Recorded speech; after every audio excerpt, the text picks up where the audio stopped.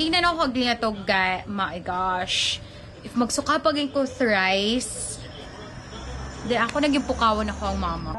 Sakit gamay ang kay ticket kay ni tape bang ko eh. Okay. Bukan mo, yan siya na yung charges lang. Bayaran na lang sa cashier. Pag mag-cleared kayo, pakita lang sa PUR number.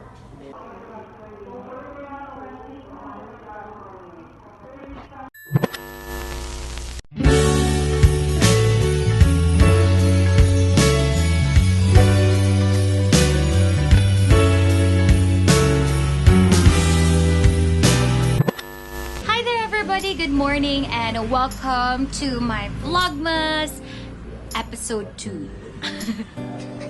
Yo! Where did you go? So finally, naanagit ko enough energy to talk. Because, nakitaan mo siguro niyo sa title na I've got hospitalized. But anyway, today, so karon nga nagtanon naman sa akong vlog. I'm feeling better right now. And you know, gusto lang po na ako i-share nga vlog mas sa inyo because I want you guys na maka-learn from my experience nga nung na-hospitalize ko, nga nung na-ani ko. The main reason why nga no, sorry no, saba kay backyard kay bago pa mata ang tao, napagid si Magnomani, nagluto akong mama, napagid akong kuya and everyone here sa balay. Tamo ha, maminogin mo sa inyo hang mama, kay grabe gud nga experience kay so Sunday gud nang itabo tanan. Sunday noon, we went for a seafood restaurant dito nagkaon mi, which allergic gid ko seafood, but yeah, tolerate gyapon na ako, nagkaon na gyapon ko super daghan labi na crabs, but wala kay ko na feel na effect adto sa mga allergy. So wala po ko na inugtambal, so wala po ko na ngatol, wala po ni burot ako ang lips, so feeling na ako okay ako. Then later that night, Sunday night, nagpahilot dayon ko sa muang PT nga cousin, which silingan na namo. And then, doon na din nag-start. Okay, after ko nahilot, wala ako nag-wear og jogging pants or jogger or anything that will protect me, hindi ko masudan ng hangin. And then, nagpa-electric fan ko ayos sa room. Diba? Nagpa-electric fan ko, super duper. So, pag around mga 1 a.m., ito na din ako na-feel nga agay. Sakit-sakit kaya akong tiyan. Sakit-sakit marag ako muto na ko ang tummy. And then, una, puro ko nagkalibanga. Yung pasensya sa mga nangaon ko nagtanaw. Sige ko jobs, bangla. Dahil afterwards, nagsunod na po din ako ang suka. Hindi na ako to, guys. My gosh. If magsuka pagin ko thrice, then ako naging pukawan ako ang mama. It was around 3 a.m. na 3 a.m. sa morning. So, naku-shock. Pukawan na ginawa akong mama. Ito na may hospital. So, pat na ito na po may hospital. So, I went out for a check-up at first. Pero ER na dahil ko diretso because I'm dehydrated na. Luya na kayo ko.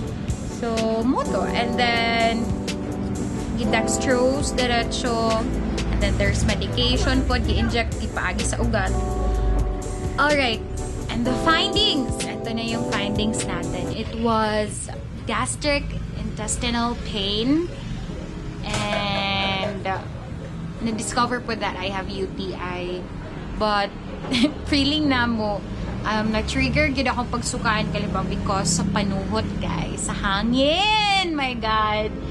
So, grabe. Many times I have told by my mom nga, dili lagi, sige, pa-electric fan. Di magpatungod sa electric fan because ka-electric fan ko sa akong room.